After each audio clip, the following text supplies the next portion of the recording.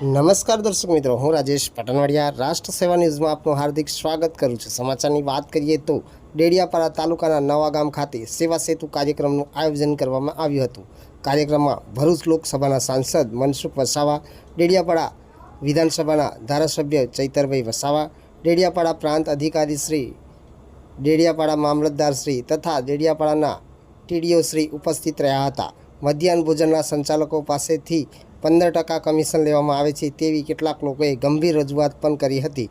કેટલાક વિભાગના કામો માટે વારંવાર ધક્કા ખાવા પડે છે એવી પણ કેટલીક ગંભીર રજૂઆતો કાર્યક્રમમાં લોકો દ્વારા કરવામાં આવી હતી। રિપોર્ટ મિનહાજ મલેક, ડેડિયાપાડા।